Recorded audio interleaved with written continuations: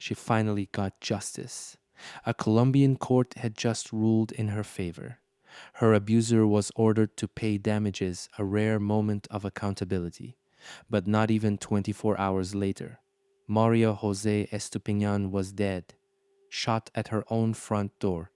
Was it a coincidence, or did the court's decision sign her death warrant? It happened in broad daylight in the Prados del Este neighborhood of Cúcuta. María José Estupiñán, just 22, opened her door to what looked like a food delivery. But the man wasn't there to hand her a package, he was there to kill. He pulled out a gun and shot her multiple times before fleeing on a motorcycle with an accomplice. Surveillance footage captured parts of the attack. What was supposed to be a normal Wednesday afternoon instantly became a national tragedy. Maria Jose Estupiñán wasn't a celebrity in the traditional sense, but she was well known in her city. A 22-year-old model and influencer, she had a growing presence on social media, especially Instagram and TikTok. She was known for her beauty, her energy, and her authenticity. Behind the filtered photos was a young woman who was chasing dreams, working hard to build a brand, gain independence, and escape a violent past. Born and raised in Colombia, she represented a generation of young Latin American women trying to carve their place in a society that doesn't always protect them. On Instagram, Maria Jose shared glimpses of her daily life, makeup routines, selfies, motivational captions, and the occasional story about personal growth. She wasn't a celebrity, but she had over 17,000 followers and growing. Her TikTok account was filled with upbeat content, fashion, humor, and music. But between the lines, followers noticed a recurring theme: resilience. She often posted about starting over, healing, and staying strong. To many young women, she wasn't just a content creator. She was relatable, real, a voice that said, "You can go through hard things and still shine." What her followers didn't always see was the violence she had lived through. Maria Jose had reported her ex partner for domestic abuse. It wasn't vague or implied, she took legal action. The case was real, and the danger was known. Court documents confirmed she had filed a formal complaint, and the justice system was involved. Her ex was accused of physically and psychologically harming her. She wasn't silent, she spoke up, filed reports, and followed the legal path. The warning signs were there. But even when a woman does everything she's told to do, speak, report, survive, it still might not be enough. Just one day before her murder, Maria Jose won a legal battle many women don't survive long enough to see. A judge ruled in her favor, ordering her ex-partner to pay financial compensation for the abuse she endured. It was a legal victory, a rare acknowledgement that she had been wronged. For a moment, it looked like the system had worked, but that ruling may have cost her everything. Less than 24 hours later, she was dead, executed at her door. That timing is now at the center of a homicide investigation. Asterisk, on the afternoon of May 15th, Maria Jose was at home when a man arrived at her door dressed as a delivery driver. Surveillance cameras later confirmed he was carrying a delivery bag, a disguise designed to lower suspicion. When she opened the door, he pulled out a firearm and shot her multiple times. She collapsed at the entrance of her home. The attacker immediately fled on a motorcycle, reportedly driven by an accomplice waiting nearby. Neighbors heard the shots and rushed to help, but it was too late. Maria Jose died from her injuries before medical help could arrive. Investigators now believe the attack was carefully planned. The killer didn't pick her house randomly. He knew exactly where to go, what time to strike, and how to blend in. The delivery disguise wasn't just opportunistic, it was strategic. Reports indicate that the shooter was in and out in seconds. Surveillance footage shows him approaching the house, committing the crime, and fleeing on a waiting motorcycle. Authorities suspect the crime involved more than one person, hinting at a coordinated effort. The timing one day after a court ruled against her ex has fueled suspicion that this was not a robbery or random act. It was personal. While police have not publicly named a suspect, attention quickly turned to Maria Jose's former partner, the same man she had taken to court for domestic violence. According to Colombian media outlets, authorities are actively investigating whether he had any connection to the murder. The judge's ruling against him had come just one day before Maria Jose was killed.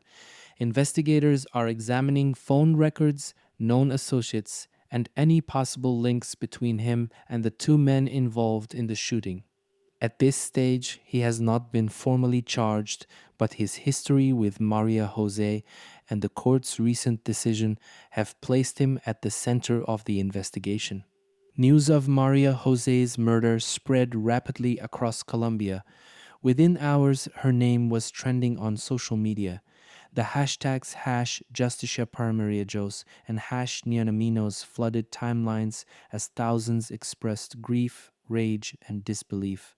Women's rights organizations, activists, and influencers joined the outcry, pointing out a painful truth. Maria Jose did everything she was supposed to, she reported. She went to court, she won. And it still wasn't enough to save her. Protests broke out in Cúcuta and other cities. People marched with candles and signs demanding justice. For many, her death became another symbol of a country where legal victories for women too often come too late. Maria Jose's murder is not an exception, it's part of a brutal pattern. According to Colombia's Observatorio de Feminicidios, more than 600 women were murdered in acts of femicide across the country in 2023 alone. The vast majority of these women had previously reported their abusers. Many were killed by current or former partners, often after seeking legal protection. In fact, Latin America holds some of the highest femicide rates in the world. In Colombia, a woman is murdered roughly every 36 hours in what authorities classify as gender-based violence. Maria Jose's death became the latest proof that speaking out doesn't always mean staying safe. Maria Jose's murder underscores a disturbing reality. Despite legal frameworks, Colombia's justice system often fails to protect women.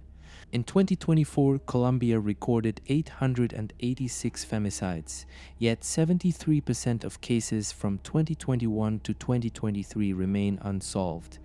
This high rate of impunity reflects systemic shortcomings in addressing gender-based violence. Even with laws like Ley 1250/70/2008 designed to prevent and punish violence against women, enforcement is inconsistent. Victims frequently encounter barriers when seeking protection, and support services are often under-resourced. Maria Jose followed the legal path, reporting her abuser and obtaining a court ruling in her favor. Yet, the lack of effective protective measures rendered the legal victory hollow, culminating in her tragic death. Her case exemplifies a broader issue. Without robust enforcement and timely intervention, legal provisions alone cannot safeguard women from violence. Maria Jose's story didn't just shake Colombia, it crossed borders.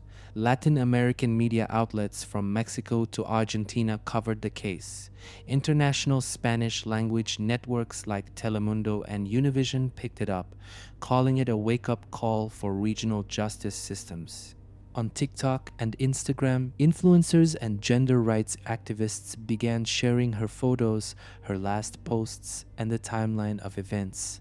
Threads in English, Portuguese, and Spanish analyzed the details, turning her case into a global conversation about justice and gender violence.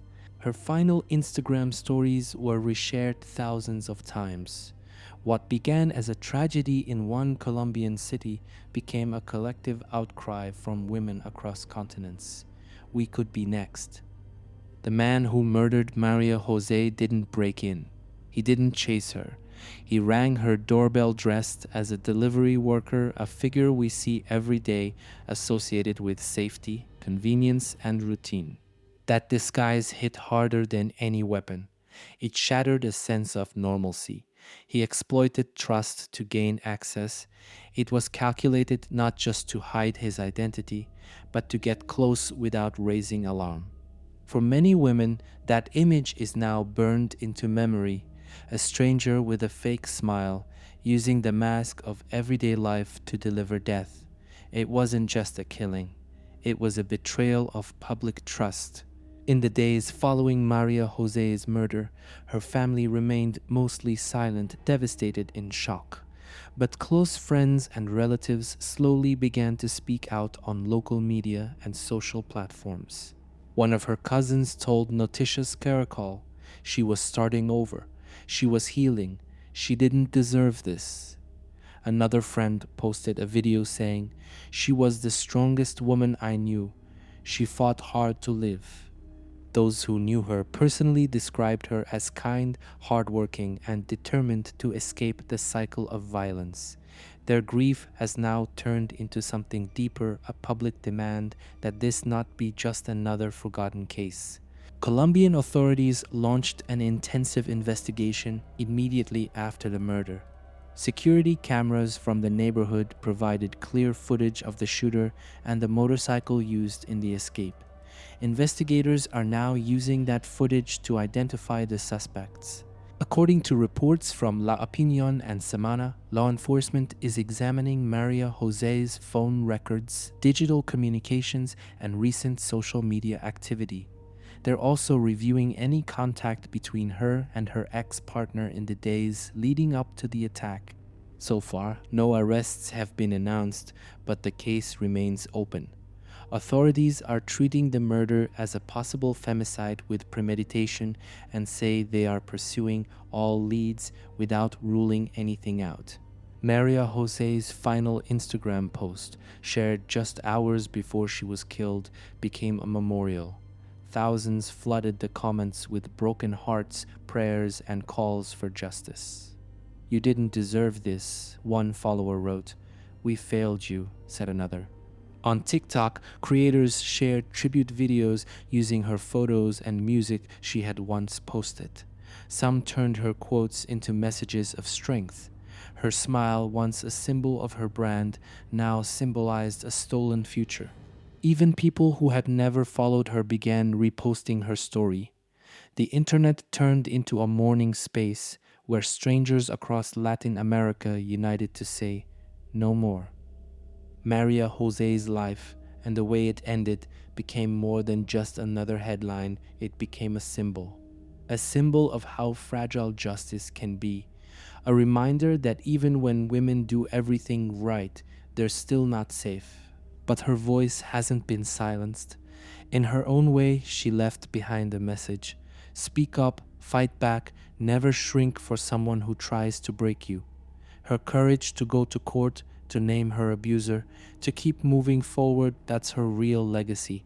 She didn't get the protection she deserved, but her story is now forcing an entire country to confront what justice truly means and who it's really for.